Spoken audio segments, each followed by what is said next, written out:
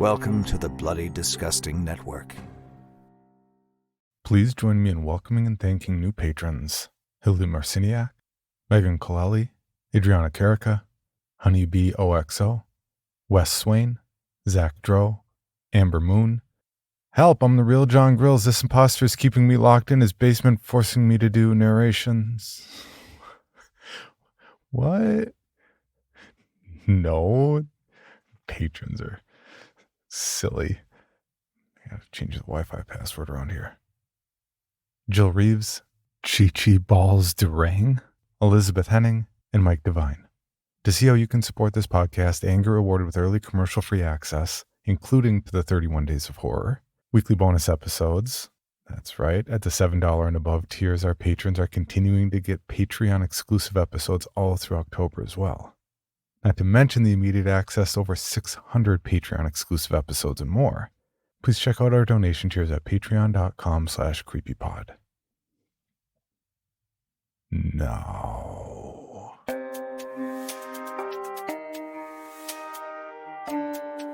This is Creepy, a podcast dedicated to sharing the most famous, chilling, and disturbing creepypastas and urban legends in the world.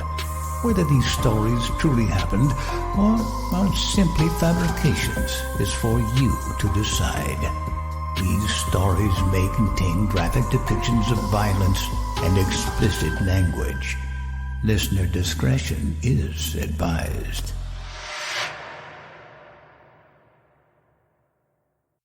Creepy presents The 31 Days of Horror, Day 3, My Night in the Woods, written by Sean Robertson and narrated by Alicia Atkins. October is my favorite month, especially around Halloween. Not even the day itself, but the week leading up to it. That's when everyone is getting excited, anxious, and terrified for the monstrous day.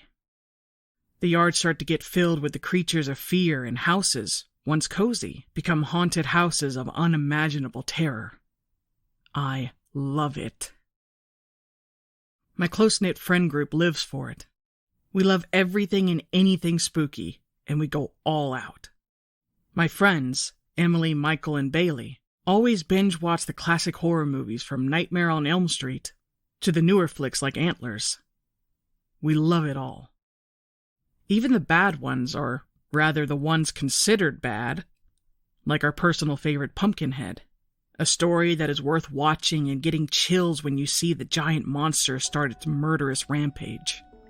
Besides the horror movie binge, we also mess around with things we probably shouldn't, like driving around cemeteries after the witching hour, using cheap online bought spirit boxes around abandoned structures, and even the classic urban legends like Bloody Mary.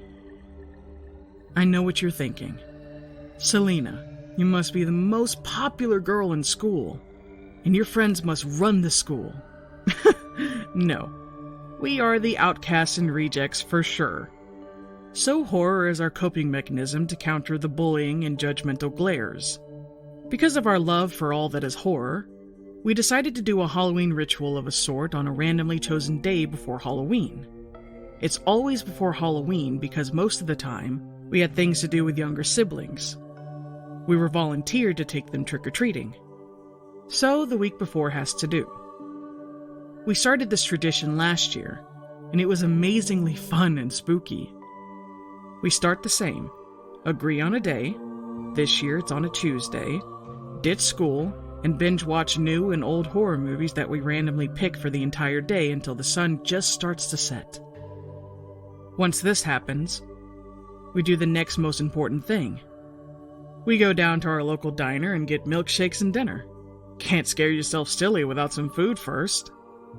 After that, it's time for the, what most would call, occult shit. This year we decided to do the classic Bloody Mary in the mirror. Then, since we watched it, also try Candyman. Next, we bring out a fairly expensive Ouija board that we got at an antique store that was supposed to be haunted as all get out, as the owner put it. So we crank that bad boy out, turn off all the lights, light some candles, and begin asking the hard-hitting questions. Are there any spirits with us right now? How did you die? What is your shoe size? We keep going for a while until the clock strikes 10 p.m.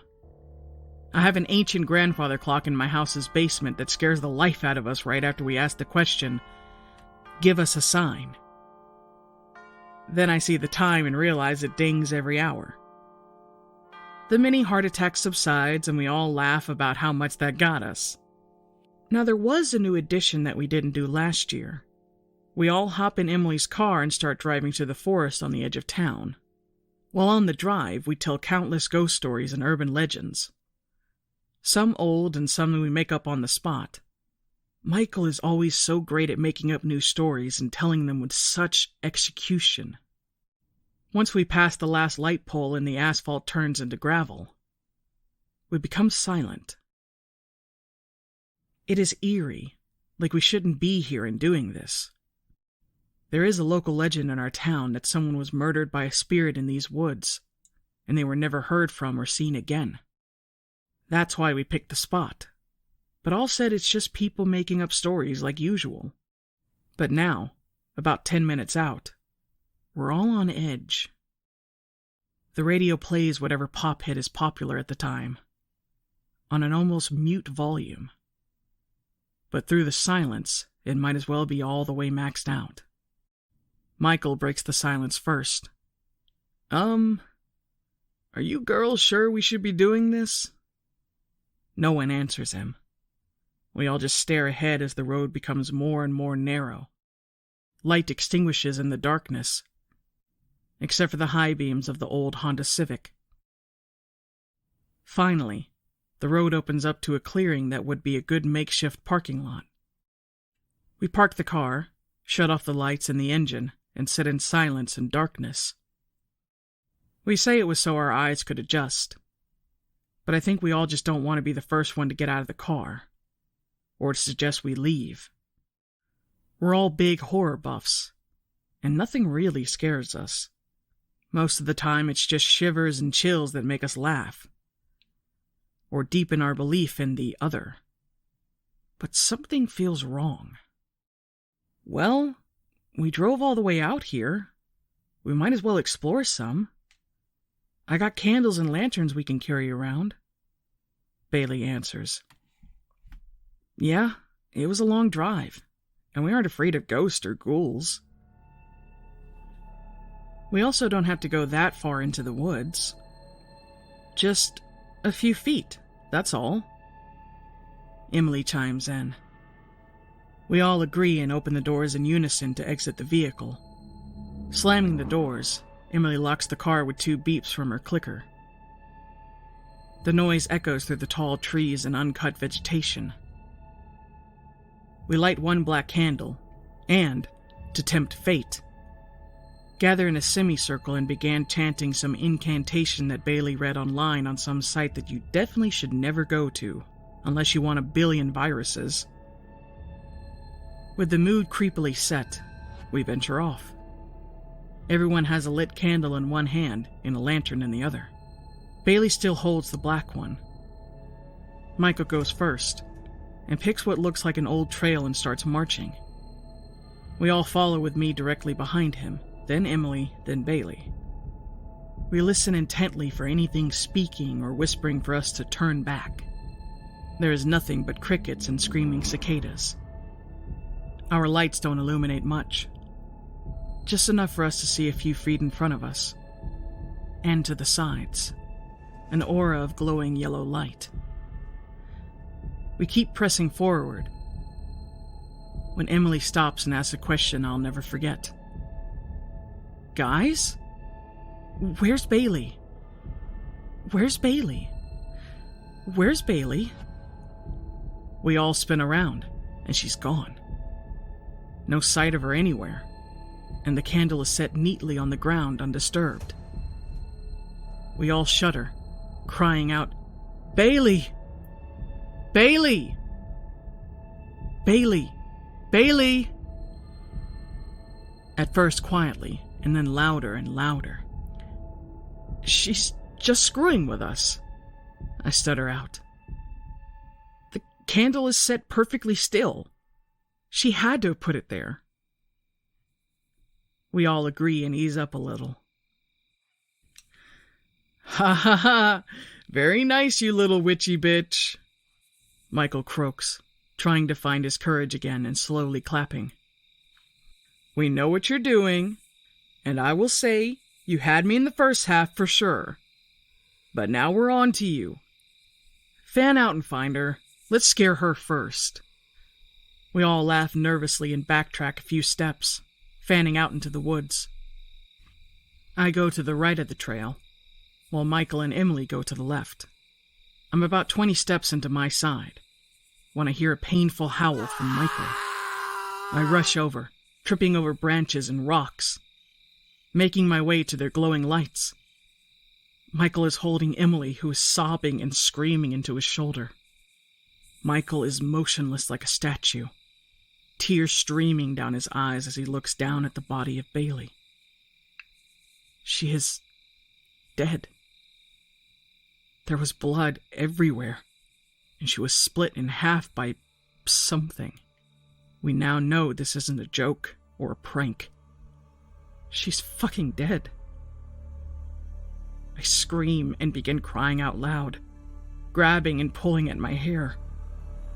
Bailey had been my best friend since I was in kindergarten. And now, the two halves of my best friend bled out in front of me. Bugs are already forming a shroud. Michael cuts through our sobbing. "We need to leave. Right fucking now. We're sorry, spirits! We're sorry we disturbed you!" He screams into the woods. Girls, we need to leave. Now!" He pulls Emily, still latched to him, and grabs my arm.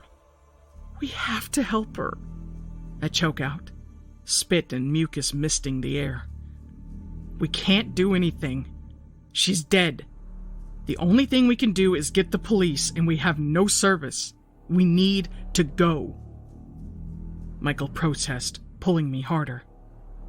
We are yanked away from Bailey. My best friend, now a botched magician's act, is left. We rush back to the trail and try to hurry. Emily is a mess, and I'm not any better. Michael can't hold her anymore and passes her off to me. He holds 2 lanterns and lights the way for us as we slowly make our way to safety, crying and moaning with immense pain. I don't get it. It was just a stupid incantation online that she read. How did it come true? Emily sniffles out into my shoulder. I can feel drool sliding down my shirt and between my breast. I don't know, but we fucked up and the spirit is after us now. We can't be here anymore. This place is cursed. We have been cursed. Michael retorts, trying to pick up the pace. "Michael, slow down!" I cry out. "We can't go much faster and Emily can barely walk!"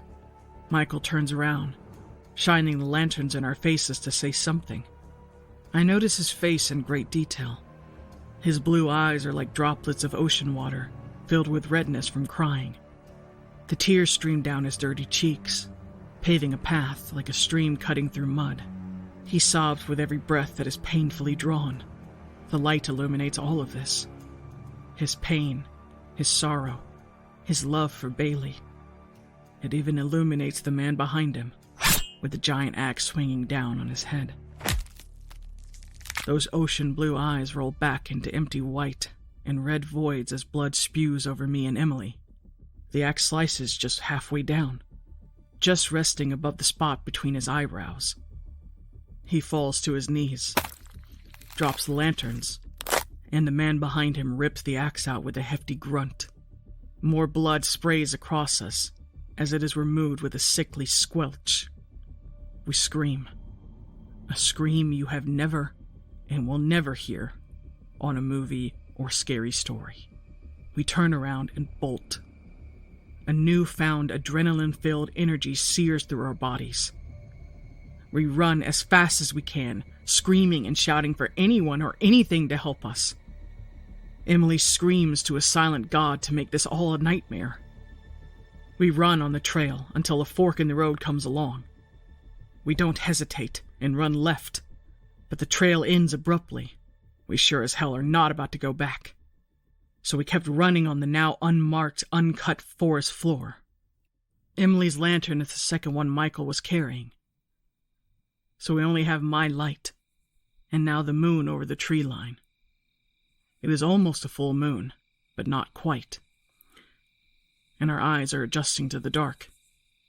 We both decided it would be better to shut off the light.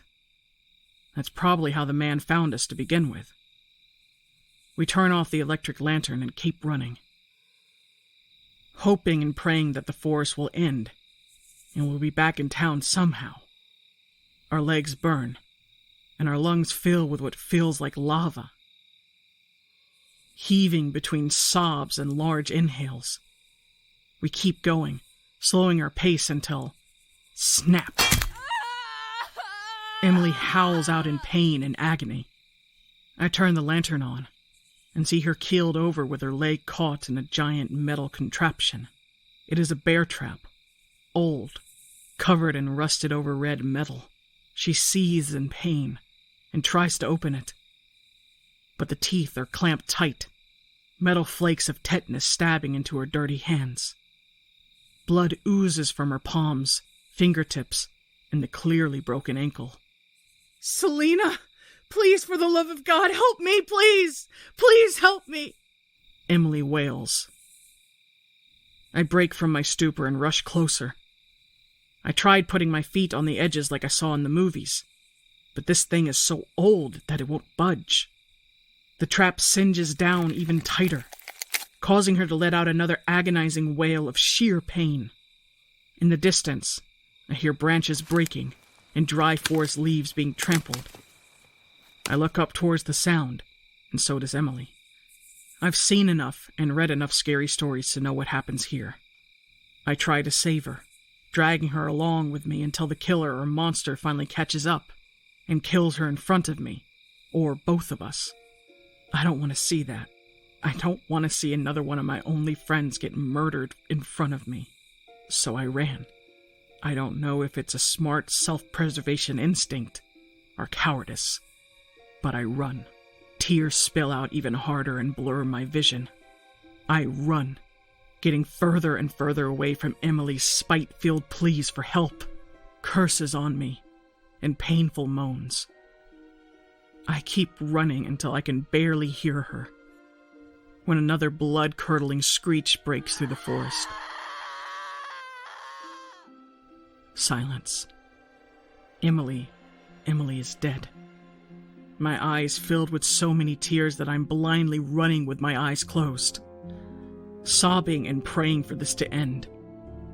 Through my clenched eyes, I slam into something hard and rough in texture. My head makes first contact with a cracking sound.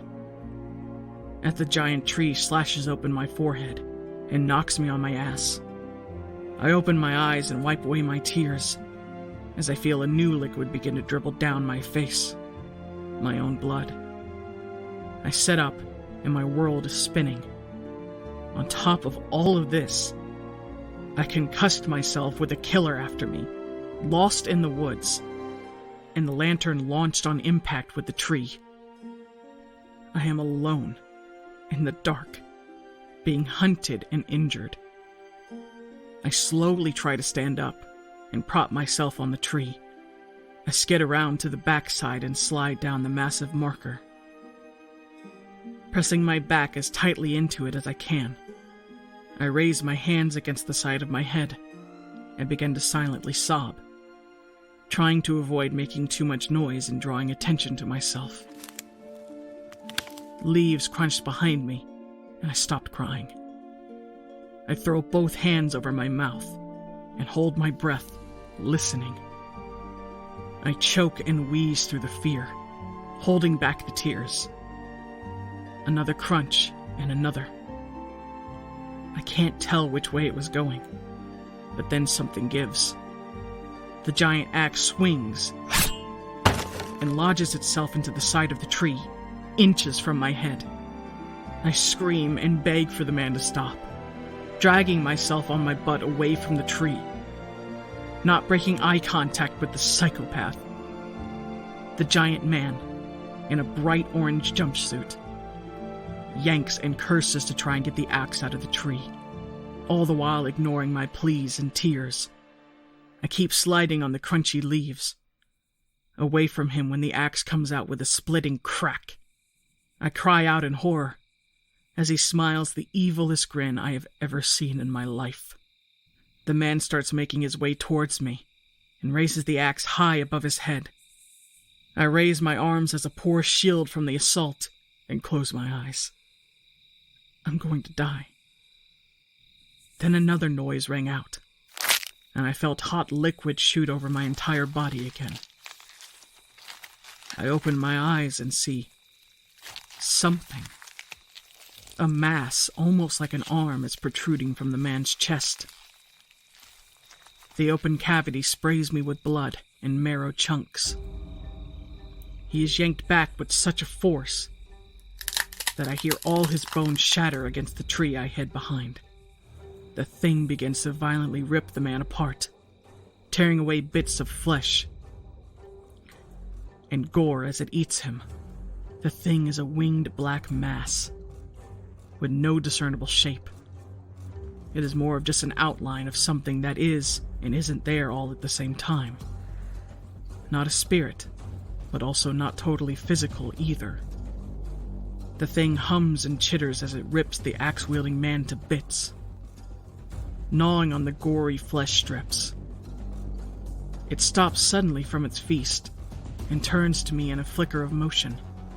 The thing's eyes glow a haunting yellow and are the only thing of its form that show any color other than black. Even the blood that it should be covered in isn't apparent until it drops to the ground in the lunar light.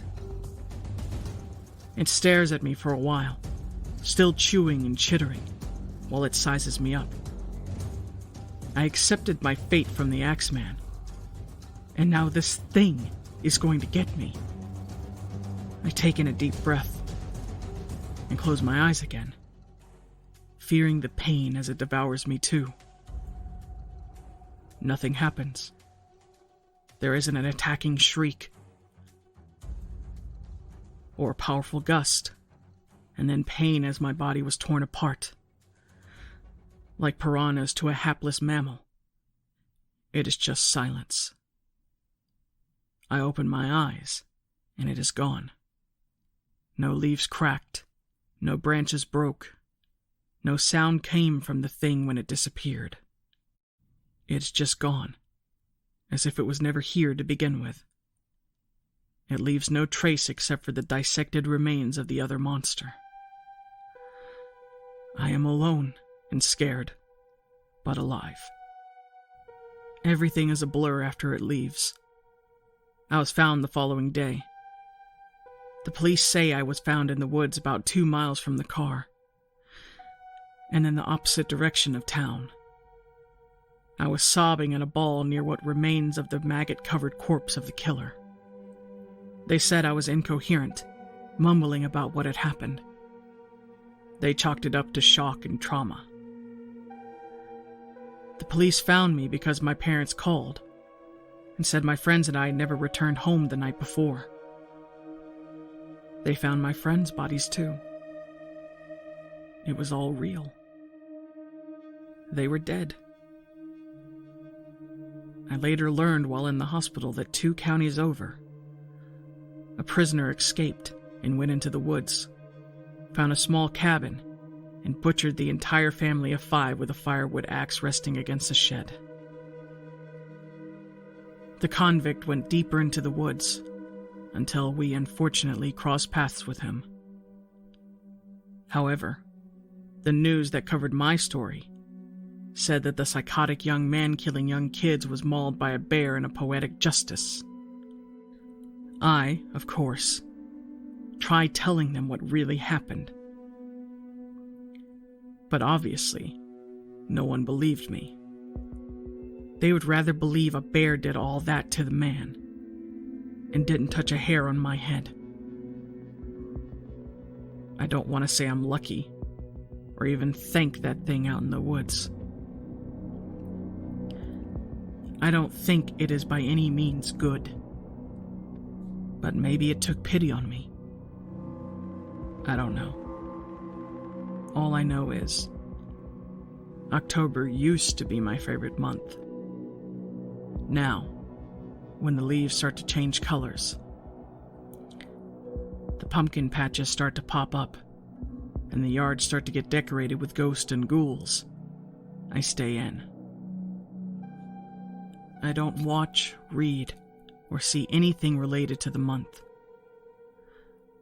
I shut the world out and wish upon a billion stars that I never experienced my night in the woods.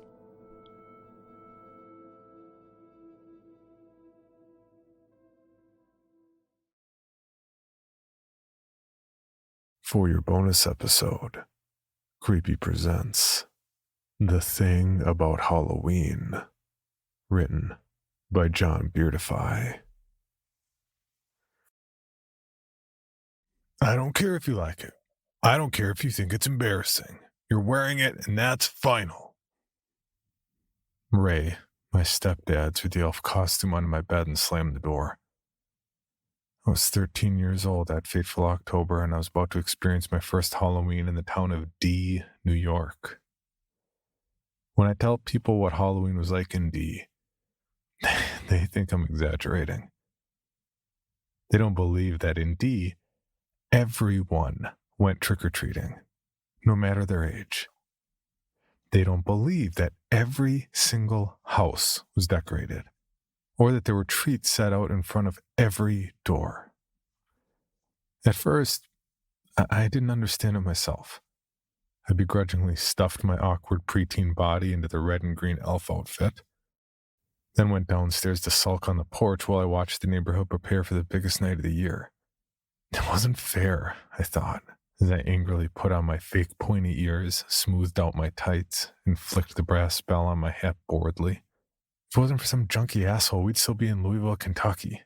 A big city with normal people who celebrated normal Halloween, instead of this weird little mountain town. The driver who had slammed into my mom's car that awful February morning had been high on PCP, the police report said. Mom was killed on impact. She'd been working herself to the bone to keep her tiny restaurant afloat, but we didn't realize just how bad things had gotten until Ray inspected the accounts. Ray was a freelance writer, not an entrepreneur like Mom, but even he could tell that there wasn't going to be anything left for our family in Louisville except for debt and bad memories. That's why he'd moved us back here to D, his hometown, a place where we could begin again. A fresh start. I'd heard Ray slur to himself the night before the move, as he listened to Mom's old records and drowned the pain in whiskey. A fresh start. Someplace where people don't die too soon. At least not 364 days of the year. At the time, I had no idea what it meant. But after a few weeks in D, one part of Ray's ramblings started to make sense. It wasn't that people in D were lucky, exactly. It was more like, as Ray had said, disaster didn't strike out of nowhere. People in D got sick, grew old, and died just like everywhere else. But I'd never seen any place with less random suffering and unexpected tragedy. 364 days of the year. Across the street, the Pennington twins, Liam and Isaac, were transforming their house into a fairy tale castle. They'd already used bed sheets and pink lights to turn the bushes into cotton candy clouds. Now they stood dangerously high on a ladder, ringing the roof with cardboard parapets. I knew that here in D, if one of them fell, it might mean tears or a broken arm. But it wouldn't mean death. It wouldn't mean a fractured skull. It wouldn't mean what happened to Mom. I felt another wave of irrational hatred for this cheerful little town, with its waving neighbors and tree-lined residential streets, its family-owned shops and dusty historical buildings, its absurd, overbearing obsession with Halloween. Sheaves of hay, Gourds, pumpkins ringed every lamppost.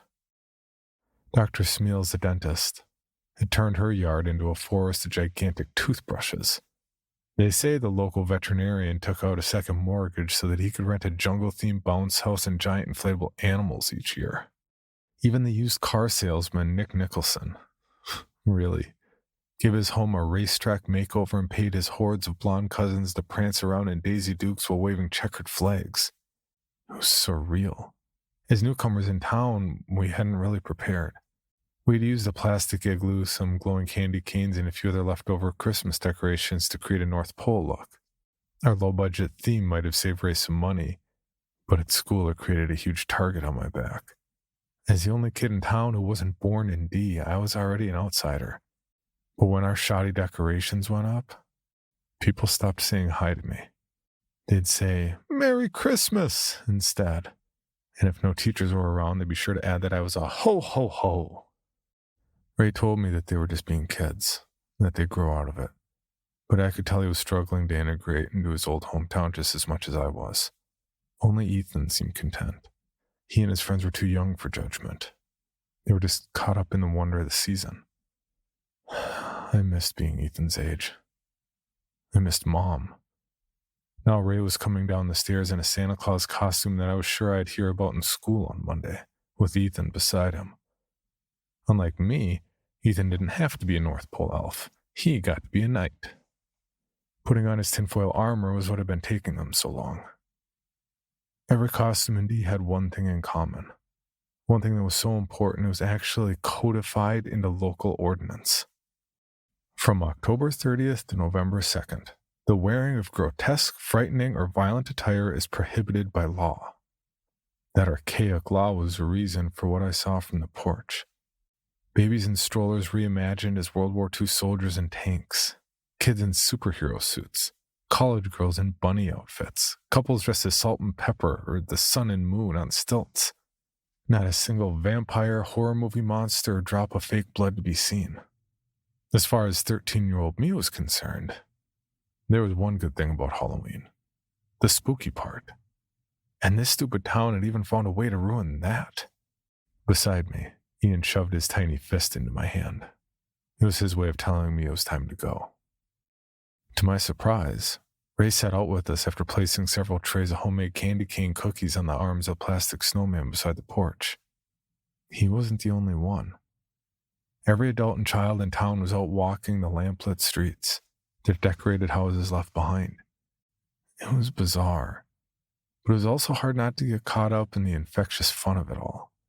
After sinking my teeth into a caramel apple and playing tag with Ethan and his crazy little friends in the veterinarian's bounce house, I was ready to forgive Dee's silly fixation on Halloween. Sure enough, the town seemed ready to forgive me as well. I was shocked by the way girls who had made fun of me all October were suddenly hugging me and telling me how happy they were to see me out trick-or-treating. Caleb, a boy I had seen skateboarding in front of Dee's General Store and way too cool for me, gave me a high five as he passed by in his 80s metalhead costume. I was so caught up I almost lost track of Ethan, who was already running up the driveway of a pirate-themed house at the end of the block. In the field beside me, I saw something that knocked the butterflies right out of my stomach. There was a man standing just outside of the streetlight's glow. A man in a scary costume. He wore a blood-stained lumberjack outfit and held a real sharpened axe in his purplish hands. His neck was covered with swollen bluish scars, like he'd been hanged to death, and a burlap sack with a crude face painted on it covered his head. I had to give it to the guy. He'd made me jump a bit, and he had balls to break the law just for the sake of playing dress-up. A nervous little laugh escaped my throat. Something about the way he was just standing there unnerved me. Maybe this guy isn't cool, I thought. Maybe he's dangerous. My eyes darted where Ethan was digging some gold coin candy out of a wooden pirate's chest. The man with the axe was silently lumbering toward him. Everyone else had noticed the axe man too. I could tell by the sudden silence and startled faces. They were going out of their way to pretend like everything was normal, all while getting as far away from the grotesque figure with the burlap-covered face as quickly as possible without making it too obvious. The Axeman and I reached Ethan at about the same time. I grabbed my little brother's hand and pointed to the crackling bonfire across the street. I stuffed some coins in my candy sack for good measure. If everyone else was doing their best to act naturally around the creepy silent Axeman, I figured I should too. He didn't speak. He didn't even seem to breathe as he ran his bloated, blackened fingers over the gold-wrapped candy doubloons. Ethan kept chattering about pirates as I led him down the driveway, but my ears were focused on the sound of the man's axe scraping along the concrete. He was following us. He must have stopped or lost interest when we slipped into the crowd, however. I'd lost sight of Ray, who'd stopped to chat with a woman in a scuba suit and a guy in a Pope hat while we visited the pirate house. I'd figured I'd take Ethan to the campfire and look for him later. Something primal deep inside me yearned for the warmth and security of the fire. Mayor Shirley, she insisted we call her by her first name, and she had done up her yard like a 1900s scout camp, complete with tents, an obstacle course, and s'mores supplies set up around a flickering bonfire. I heaved a sigh of relief. The mayor's property backed up against the low, woody mountains behind me. From here, I could see any creepy silent Axeman that came slogging up the hill after us. I grabbed a chocolate bar and a graham cracker and sat down beside my brother and the other kids. Other kids? Hadn't Ethan and I been alone up here?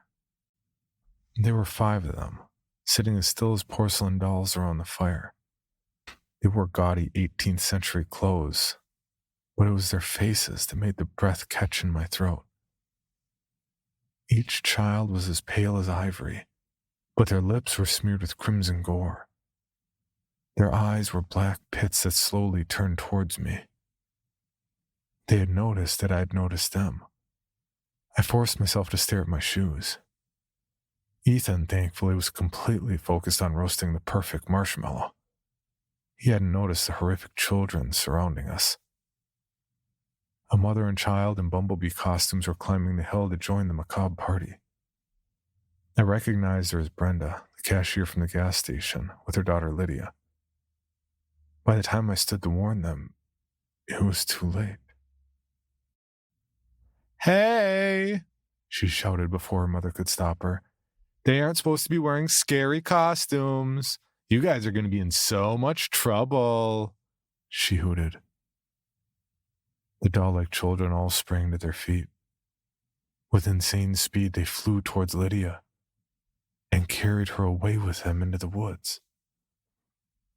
Her scream faded as fast as if she'd been hurled into a cavernous pit. That didn't seem to bother Ethan as much as Brenda's silent tears. He was old enough to know that when adults cry, something really bad is going on. I held him and looked to her, not knowing what to say, but craving an explanation. "We were so careful," Brenda whispered. "You need to go," she told me. "They'll be back. After all, tonight isn't about us. It's about them. That's the reason we all crowd together in the light, these goddamn cutesy costumes, so we can tell who's human and who isn't." The sad little bee wings on her costume jiggled as she wiped away her tears. "Go," she spat. "I think I prefer to wait for them." Ethan tugged at my sleeve uncomfortably. I felt one of his meltdowns coming on. "One other thing," Brenda called after me.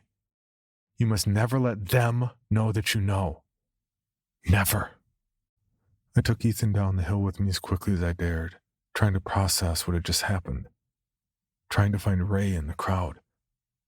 Finally, I spotted him.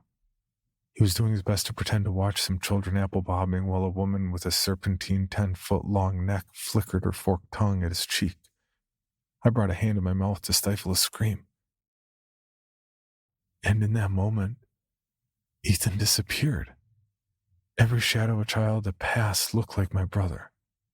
I shoved my way frantically through the crowd until I saw something glinting just within the woods. It looked like tinfoil armor. Why was Ethan going into the woods? Why was he moving like a sleepwalker? I ran to my brother, spun him around, and demanded to know just what he thought he was doing. Ethan looked up at me with big, confused eyes, like I'd just shaken him awake. "Going with her?" he murmured. The woods were so dark that I hadn't noticed a lumpy black shape beside Ethan. When my eyes adjusted to the light, certain features became clear. A wide-brimmed pointed hat, warty green skin, a long hooked nose. It was the most realistic witch costume I'd ever seen, if it was a costume at all. Mist crept over the pale ground, withered leaves rustled on skeletal branches. The witch loomed over us, as twisted and grotesque as an old dead tree. Her cat-yellow eyes narrowed at me. "There's lots of good candy at her house." Ethan tugged at my hand. "The best. Come on." I wondered sleepily why my feet were moving. Up ahead, a cold bluish light twinkled in the window of a round hut that seemed to be made of tree branches woven together. Jagged rocks jutted like tombstones from the mossy yard, but there wasn't a single Halloween decoration in sight, which meant that wherever the hut was, it wasn't in D. I grabbed Ethan and ran.